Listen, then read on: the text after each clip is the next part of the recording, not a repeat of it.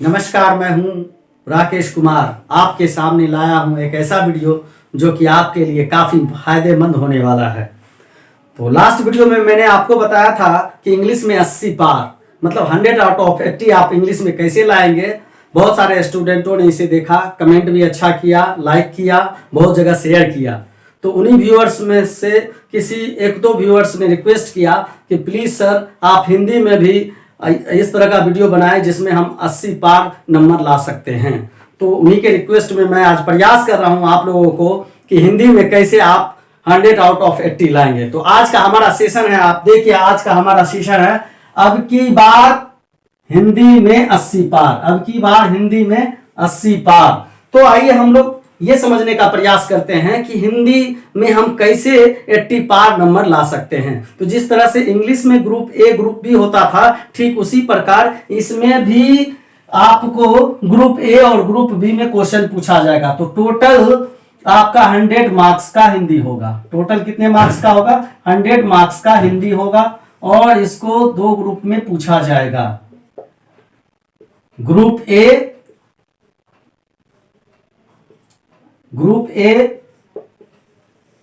And group B.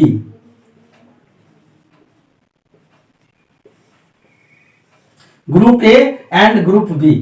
Group A में आपको objective पूछा जाएगा, ग्रुप ए में ऑब्जेक्टिव क्वेश्चन पूछा जाएगा और ग्रुप बी में आपको सब्जेक्टिव क्वेश्चन पूछा जाएगा। ग्रुप बी में आपको सब्जेक्टिव क्वेश्चन पूछा जाएगा। तो सबसे पहले हम बात करेंगे कि ऑब्जेक्टिव क्वेश्चन के बारे में। तो ऑब्जेक्टिव क्वेश्चन आपको टोटल 100 पूछा जाएगा। टोटल 100 क्वेश्चन ऑब्जेक्टिव होंगे, लेकिन हम लोगों को क्या करना है, जिस तरह से इंग्लिश में 100 ऑब्जेक्टिव होते थे लेकिन 50 सॉल्व करना होता था, ठीक उसी प्रकार सेम हमको क्या करना है, इसमें भी हमको सिर्फ 50 क्वेश्चन सॉल्व करना है, यानी 50 ऑब्जेक्टिव सिर्फ सॉल्व करना है इसमें हमको। तो 50 ऑब्जेक्टिव हम सॉल्व करेंगे और हिंदी में किस सेक्शन को सॉल्व करेंगे तो 50 आउट ऑफ 50 नंबर हम आसानी से ला सकते हैं। तो इसमें क्या है कि 100 क्वेश्चन में आपको यह ध्यान देना होगा कि ग्रामर के पोर्शन से, यानी व्याकरण के पोर्शन से, व्याकरण के सेक्शन से टोटल 60 क्वेश्चन रहेंगे। टोटल 60 क्वेश्चन रहेंगे और आपको साहित्य से टोटल 40 क्वेश्चन रहेंगे। टोटल 40 क्वेश्चन साहित्य से रहेंगे और टोटल 60 व्याकरण से रहेंगे। तो दोनों मिलाकर के 100 क्वेश्चन यहां पर रहेगा, लेकिन दोनों मिलाकर करके हमको टोटल 50 क्वेश्चन ही सॉल्व करना है ऑब्जेक्टिव में। तो यहां पर देखते हैं कि हम क्या करेंगे जो आसानी से 50 आउट ऑफ 50 मार्क्स आसानी से प्राप्त कर सकते हैं। तो आइए आप लोगों को मैं बताता हूं एक एक करके क्या करना है जो मुझे आसानी से 50 आउट ऑफ 50 नंबर आ जाएगा। तो सबसे पहले हम देखते हैं ग्रामर के पोर्शन में कौन सा पोर्शन हमको ग्रामर में रिवीजन करना है ताकि आसानी से क्वेश्चन सॉल्व किया जा सकता है। तो ये यहां पे है संज्ञा, सर्वनाम, विशेषण, समास, विलोम शब्द, मुहावरे, अनेक शब्दों के एक शब्द। ये ऐसे ग्रामर पोर्शन हैं, ये ऐसे व्याकरण के पोर्शन हैं जो कि हम बचपन से पढ़ते आ रहे हैं कहीं ना कहीं। संज्ञा हो, सर्वनाम हो, विशेषण हो, समास हो, विलोम शब्द हो, मुहावरे हो, अनेक शब्दों के एक शब्द हो। तो ये सारे के सारे कहीं ना कहीं हम पहले से पढ़ते आ रहे हैं और हम लोगों ने 10th क्लास में भी इससे रिलेटेड कई क्वेश्चन को सॉल्व किया है हिंदी में। तो आइए हम देखते हैं इसमें। तो फर्स्ट है हमारा संज्ञा। It's very easy chapter. संज्ञा के बारे में आप लोग काफी जानते हैं। जैसे आपको क्वेश्चन ये रहेगा कि पानी कौन सा संज्ञा है, तो आप बोलिएगा द्रव्यवाचक संज्ञा, यानी ऑप्शन में रहेगा द्रव्यवाचक, आपको उसको टिक करना है। जैसे आपको रहेगा परिवार कौन सा संज्ञा है, तो परिवार समूहवाचक संज्ञा है, उसमें आपको टिक लगाना होगा। ओके, मातृत्व कौन सा संज्ञा है, तो मातृत्व आपका हो जाएगा भाववाचक संज्ञा। इस तरह के कुछ ऑप्शन वाइज आपको मिलेंगे और आपको वहां पे क्या करना है, आंसर सही सेलेक्ट करना है। तो ये काफी इजी होता है, इसको आप थोड़ा सा रिवाइज कर लेंगे। उसके बाद सर्वनाम आपका है। सर्वनाम क्या है, संज्ञा से ही रिलेटेड होता है, मतलब संज्ञा के बदले जिस शब्दों का प्रयोग किया जाता है उसे सर्वनाम कहते हैं। सर्वनाम भी काफी इजी होता है, पहले से आप लोग पढ़ चुके हैं। तो सर्वनाम में जैसे आपको पूछेगा मैं, तुम, हम, ये कौन सा सर्वनाम है, तो आप बता सकते हैं पुरुषवाचक सर्वनाम है। तो इसी तरह से आप देखिए यहाँ पर विशेषण है, विशेषण को भी आप जानते हैं, जैसे इंग्लिश में इसको एडजेक्टिव बोलते हैं, लेकिन हिंदी में ये क्या होता है, विशेषण होता है। हिंदी में क्या होता है, विशेषण होता है। तो विशेषण में क्या रहेगा, आपको विशेषण का परिभाषा नहीं पूछेगा, बस विशेषण में ये रहेगा कि आपको कि संज्ञा कुछ दे दिया जाएगा और संज्ञा से आपको क्या बनाना है, विशेषण बनाना है। जैसे गुण का गुणवान, रूप का रूपवान, और जैसे लाठी का लठैत, इस तरह से आपको इसमें सॉल्व करना है विशेषण में। तो इस तरह से आपने देखा कि संज्ञा, सर्वनाम, विशेषण आप काफी आसानी से इसको सॉल्व कर सकते हैं ना। अब हम बात करते हैं समास के बारे में। तो समास के बारे में भी आप पहले से पढ़ चुके हैं, अगर नहीं पढ़े हैं तो थोड़ा सा रिवीजन कर लीजिए। इसमें समास में भी आपको पूछा जाएगा कि चंद्रशेखर कौन सा समास है, तो आप क्या बोलिएगा, चंद्रशेखर बहुव्रीहि समास है। आप जानते हैं देवी देवताओं से रिलेटेड जो भी शब्द होता है वो क्या हो जाता है, बहुव्रीहि समास हो जाता है। जैसे आपका बिना पानी रहेगा, कौन सा समास है, तो ऑप्शन में क्या रहेगा, तो बहुव्रीहि समास लिखा रहेगा, तो उसको आप टिक कर लेंगे। जैसे लंबोदर रहेगा तो आप उसको क्या कर लेंगे, लंबोदर का अर्थ होता है गणेश जी, तो मतलब लंबोदर शब्द भी आपका बहुव्रीहि समास हो जाएगा। उसी तरह अठन्नी चौवन्नी की बात करेंगे, चौराहा की बात करेंगे, जिसमें संख्या रिलेटेड शब्द हो तो वो आपका द्विगु समास हो जाएगा। उसी तरह द्वंद्व समास, जैसे माता पिता, दाल भात, आगे पीछे, इस तरह का जोड़ा वाला शब्द रहेगा तो वो क्या हो जाएगा, आपका द्वंद्व समास हो जाएगा। इस तरह से आपको कुछ ना कुछ ऑप्शन समास से दिए रहेंगे और समास का प्रकार रहेगा और आपको क्या करना है, बनाना है। अब नेक्स्ट हमारा विलोम शब्द। विलोम शब्द तो हम लोग 6, 7, 8 से ही पढ़ते आ रहे हैं कि विलोम शब्द कैसे बनता है। जैसे लौकिक का लौकिक, सभ्य का असभ्य, ऊपर का नीचे, दिन का रात, विष का अमृत, इस तरह का सेंटेंस आपको क्वेश्चन में रहेगा और आपको ये क्या करना है, सॉल्व करना है। तो अब आइए नेक्स्ट हमारा है मुहावरा। मुहावरा के बारे में आप जाने कि मुहावरा भी क्वेश्चन रहेगा आपके एग्जामिनेशन पेपर में। तो मुहावरा आसानी से होता है, जैसे 9 2 11, 9 2 11 होना मतलब भाग जाना, इस तरह के क्वेश्चन पूछे जा सकते हैं। आंख भर आना, आंसू आना, इस तरह के क्वेश्चन पूछे जा सकते हैं। आंखों का तारा होना, प्यारा होना, इस तरह के क्वेश्चन आपसे पूछे जा सकते हैं। तो आइए हम लास्ट में देखते हैं अनेक शब्दों के एक शब्द। अनेक शब्दों के एक शब्द भी आपके एग्जामिनेशन पेपर में पूछा जाता है और इसमें से आप 25-30 ऐसे कुछ ऐसे जो बार बार पूछे जाते हैं, आप क्वेश्चन बैंक से आप सेलेक्ट कर लेंगे। कुछ ऐसे अनेक शब्दों के एक शब्द जो बार बार पूछे जाते हैं उसको याद कर लेंगे। जैसे जिसका पति मर गया हो उसे क्या कहते हैं, उसे हम विधवा कहते हैं। जिसकी पत्नी मर गया हो उसे हम क्या कहते हैं, उसे विधुर कहते हैं। जो कम बोलता है उसको क्या बोलते हैं, मितभाषी बोलते हैं। जो ज्यादा बोलता है उसे क्या कहते हैं, वाचाल बोलते हैं। इस तरह के अनेक शब्दों के एक शब्द आप याद कर लीजिए तो कहीं ना कहीं एग्जामिनेशन में आपको आ जाएगा और आप आसानी से नंबर उठा सकते हैं। तो ये वाला जो आपका पोर्शन है ये काफी आसान होता है। इस पोर्शन से आप कहीं ना कहीं नंबर उठा सकते हैं।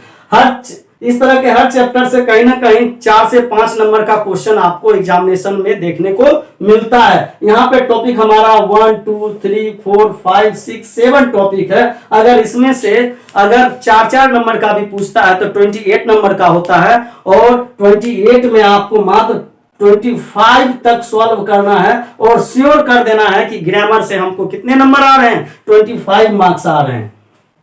अब मैं इधर कुछ ग्रामर की बात करूं, ये सारे ग्रामर के जो चैप्टर हैं ये स्टूडेंट को कंफ्यूज करते हैं, थोड़ा हार्ड भी होता है, कंफ्यूजन बेस्ड क्वेश्चन इस पे रहता है, जिसकी वजह से अगर आप मेरा गाइड माने, मेरा कहना माने तो ऐसे चैप्टर जो है इसको इग्नोर कर दें, इसको इग्नोर कर दे। चूंकि हमको 25 क्वेश्चन ही बनाना है ग्रामर से, 25 क्वेश्चन हम ग्रामर से बना लेंगे और श्योर हो जाएंगे कि 25 नंबर हमको ग्रामर के पोर्शन से आ गया। अब आइए साहित्य। साहित्य से 40 क्वेश्चन पूछे जाते हैं। साहित्य से 40 क्वेश्चन पूछे जाते हैं जिसमें गद्य खंड से 20 क्वेश्चन रहेगा, काव्य खंड से 20 क्वेश्चन रहेगा। तो गद्य खंड में आप देखते हैं कहीं ना कहीं आप कहानी पढ़ते हैं, भाषण पढ़ते हैं, आत्मकथा पढ़ते हैं, तो कहीं ना कहीं ये सब गद्य खंड के अंतर्गत आता है। और गद्य खंड के अंतर्गत अगर आप बुक को सही से पढ़े हैं तो उसका कॉन्सेप्ट आपके माइंड में रहता है, और यहाँ से जो भी क्वेश्चन पूछा जाएगा ये एक फिक्स क्वेश्चन होता है। मतलब उसी किताब, उसी कहानी, उसी भाषण, उसी आत्मकथा के अंदर से आपको क्वेश्चन पूछा जाएगा। वो अगर आप बुक को अच्छे से पढ़े हैं तो आप आसानी से यहाँ से आप क्वेश्चन को सॉल्व कर सकते हैं। उसी तरह काव्य खंड यानी कविताएं होती है, कविताओं को आप अच्छे तरह से पढ़े हैं तो कहीं ना कहीं इसका भी कॉन्सेप्ट आप लोगों को काफी अच्छे से होगा, और आप यहां से भी आप क्या कर सकते हैं, क्वेश्चन सॉल्व कर सकते हैं। तो यहां से आप क्वेश्चन सॉल्व अगर आप करते हैं तो 40 क्वेश्चन रहता है। अगर 10 क्वेश्चन आपका हार्ड भी है, इस 40 में से आप 30 को श्योर कीजिए, 30 क्वेश्चन को आप श्योर कर, सॉरी 30 नहीं 25 तो आप बना चुके हैं ऑलरेडी ग्रामर में। तो यहां पर आप क्या करें, 25 बुक से सेलेक्ट करें, यानी 25 क्वेश्चन ही आपको 40 में से 25 क्वेश्चन सेलेक्ट करना होगा जो आपको आसानी से सॉल्व हो जाए, वैसे क्वेश्चन को सॉल्व करें। इस तरह से आप देख रहे हैं कि 25 क्वेश्चन आप यहां से सॉल्व किए और 25 क्वेश्चन यहां से सॉल्व किए, टोटल कितना हो गया, 50 क्वेश्चन हो गया टोटल। यानी ग्रामर में यानी व्याकरण में आपने क्या किया, 50 नंबर आसानी से प्राप्त कर लिया। अगर 1-2 नंबर आपका कट भी जाता है, बाय मिस्टेक गलत भी हो जाता है, तो आप 48 नंबर तो आप आसानी से ऑब्जेक्टिव सेक्शन में ले आते हैं। इस तरह से आपने देखा कि किस तरह से आप 50 में 48 नंबर ऑब्जेक्टिव में लाए हैं। अब मैं विस्तृत चर्चा करूंगा सब्जेक्टिव के बारे में। चलिए अब सब्जेक्टिव पर हम लोग डिस्कशन करते हैं।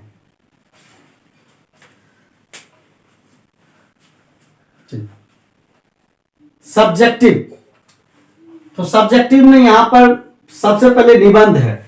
ओके, तो निबंध में क्या है, आपको 5 ऑप्शन रहेंगे। निबंध में क्या रहेगा, 5 ऑप्शन रहेगा, और जिसमें से आपको क्या करना है, एक निबंध जो आपके लिए आसान हो, जो आप सुंदर भाषा में लिख सकते हैं, इसको प्रस्तुत कर सकते हैं आसानी से भाषा में, ऐसे निबंध को आपको एक सेलेक्ट करना है और उसको आराम से लिखना है। मात्र एक निबंध आपको लिखना है। आपका निबंध 8 नंबर का पूछा जाता है। एक निबंध 8 नंबर का होता है, और ये आपको कम से कम इसमें क्या करना है, 5 नंबर तो आपको आसानी से इसमें आ जाएगा। क्योंकि हिंदी है, हिंदी भाषा तो सभी विद्यार्थियों के लिए आसान होता है लिखने के लिए, तो इसमें सबसे बड़ी बात है कि हिंदी अपनी मातृभाषा के रूप में आती है, तो हिंदी में आप आसानी से किसी निबंध को लिख लेंगे, और 8 में तो 5 आसानी से आपको आ जाएगा।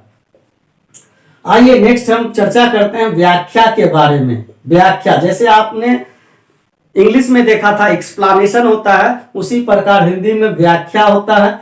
गद्य खंड से 4 पूछे जाएंगे, काव्य खंड से भी 4 पूछे जाएंगे, लेकिन आपको एक बनाना है गद्य खंड से और एक बनाना है काव्य खंड से, और ये आपको 4 नंबर का रहेगा, ये भी 4 नंबर का रहेगा, और आप हिंदी में आसानी से प्रस्तुत कर सकते हैं व्याख्या को। तो इसीलिए यहां पर आप 4 में से 3 इसमें आ जाएगा, और फिर यहां पर भी 4 में से 3 यहां से आ जाएगा। टोटल आप व्याख्या में 6 नंबर आसानी से प्राप्त कर सकते हैं। व्याख्या में टोटल कितना प्राप्त कर सकते हैं, 6 नंबर आसानी से प्राप्त कर सकते हैं। अब आइए हमारा है पत्र लेखन। पत्र लेखन तो आप हिंदी में बचपन से लिखते आ रहे हैं, आपको खास करके सेवा में श्रीमान, प्रधानाध्यापक महोदय स्कूलों में लिखते आ रहे हैं, खास करके एप्लीकेशन हिंदी में तो आप लिखते ही हैं अक्सर, तो कोई एक एप्लीकेशन आपको लिख लेना है। यानी हिंदी में तो आपको ज्यादा परेशानी नहीं होनी चाहिए। पत्र लेखन आप आसानी से अच्छे भाषा में सुंदर अक्षर में बैठा करके लिखेंगे, और आशा करता हूं इसमें आपको 5 में 5 आना चाहिए। अगर 5 नहीं तो 4 नंबर, यानी एक ही पत्र लेखन लिखना है, 5 नंबर का होता है, ये 5 नंबर का होता है, लेकिन इसमें आपको 4 नंबर प्राप्त करना है, और आसानी से भाषा में आप लिखेंगे तो आपको 4 नंबर आसानी से आ जाएगा। नेक्स्ट हमारा है लघु उत्तरीय प्रश्न। लघु उत्तरीय प्रश्न आपको 10 पूछे जाएंगे। प्रश्न 10 रहेगा, लेकिन आपको सिर्फ 5 बनाना है। कितना बनाना है? 5 बनाना है। और हिंदी भाषा में लघुत्तरीय प्रश्न का उत्तर देना काफी आसान होता है। तो एक प्रश्न 2 नंबर का होता है, तो 5 प्रश्न हो जाएगा 10 नंबर का। 10 में से इसमें से आप कम से कम 6 नंबर आसानी से ले आएंगे, 6 नंबर आसानी से ले आएंगे। अब आइए दीर्घ उत्तरीय प्रश्न। दीर्घ उत्तरीय प्रश्न क्या होगा? आपको 5 पूछा जाएगा, 5 प्रश्न पूछा जाएगा दीर्घ उत्तरीय में, लेकिन आपको सिर्फ 3 बनाना है। सिर्फ आपको 3 बनाना है और 3 प्रश्न आप बनाएंगे। एक प्रश्न 5 नंबर का होता है, 3 प्रश्न आप बनाएंगे तो टोटल 15 नंबर का होता है। चूंकि भाषा है, भाषा में नंबर कटने का चांस रहता है, तो इसलिए तो भाषा है, तो इसमें कम से कम 9 से 10 नंबर आप प्राप्त करेंगे। तो 10 नंबर हम लेके चलते हैं, कम से कम 10 नंबर आपको यहां से आ जाएगा। तो लास्ट हमारा सेशन है संक्षेपण। लास्ट हमारा चैप्टर कौन सा है? संक्षेपण है। और संक्षेपण एक संक्षेपण होता है जो आपको, एक ही संक्षेपण होता है जिसमें आपको 4 नंबर का पूछा जाता है। कितने नंबर का पूछा जाता है? 4 नंबर का पूछा जाता है। अगर इसमें आप सही सही टाइटल दे दिए तो आपको 4 में 4 आ जाएगा। अगर 4 में 4 नहीं तो 3 आपको श्योर आ जाएगा। 3 नंबर आप यहां से श्योर प्राप्त कर सकते हैं। तो अब आइए टोटल देखते हैं कि सब्जेक्टिव में हमको कितना नंबर प्राप्त हो रहा है। तो सब्जेक्टिव में आप यहां से 5 नंबर, यहां से 6 नंबर, यहां से तो 5, 6, 11, उसके बाद 4 नंबर यहां से तो 15 हो जाता है, 6 नंबर यहां से 21 हो जाता है, 10 नंबर यहां से तो 31 हो जाता है, 3 नंबर यहां से तो 34 हो जाता है। तो टोटल आप देख रहे हैं कि ये सब्जेक्टिव में आपको 50 में 34 मार्क्स प्राप्त हो रहा है। कितना मार्क्स प्राप्त हो रहा है? 34 मार्क्स प्राप्त हो रहा है। तो जस्ट आपने देखा था कि ऑब्जेक्टिव में हमने कितना मार्क्स प्राप्त किया था? तो 48 मार्क्स प्राप्त किया था। कितना प्राप्त किया था? 48 मार्क्स ऑब्जेक्टिव में प्राप्त किया था। ग्रामर सेक्शन और बुक सेक्शन को मिला करके 48 मार्क्स प्राप्त किया था। अब सब्जेक्टिव में हम लोगों ने क्या प्राप्त किया है? 34। तो टोटल अगर ऐड करते हैं तो ये आपका हो जाता है 82। टोटल कितना हो जाता है? 82 हो जाता है। टोटल कितना हो जाता है? 82। तो आपने देखा यहां पर सब्जेक्टिव और ऑब्जेक्टिव दोनों मिलाकर करके 100 मार्क्स में से आप 82 मार्क्स काफी आसानी से ला रहे हैं। तो इस तरह से आप जो है हिंदी में भी 100 आउट ऑफ 80 प्लस ला सकते हैं। बस थोड़ा सा सावधानी ये बरतना है कि कोई भी क्वेश्चन हम जो सॉल्व कर रहे हैं ऑब्जेक्टिव में रॉन्ग ना हो पाए, और सब्जेक्टिव में आपका हस्तलेखन यानी हैंड राइटिंग थोड़ा सुंदर होना चाहिए। इस तरह से लिखा होना चाहिए कि एग्जामिनर इसको स्पष्ट रूप से सही ढंग से पढ़ सके। तो इस तरह से आपने देखा कि हिंदी में भी आप 100 आउट ऑफ 82 प्राप्त कर रहे हैं, यानी 80 प्लस प्राप्त कर रहे हैं। तो इस वीडियो को आप ज्यादा से ज्यादा शेयर करें, लाइक करें, और वैसे विद्यार्थियों के पास ज्यादा से ज्यादा पहुंचाएं, जो वैसे विद्यार्थियों के पास ज्यादा से ज्यादा पहुंचाएं जो इस बार 12th का एग्जामिनेशन दे रहे हैं। Thank you for watching this video. जय हिंद।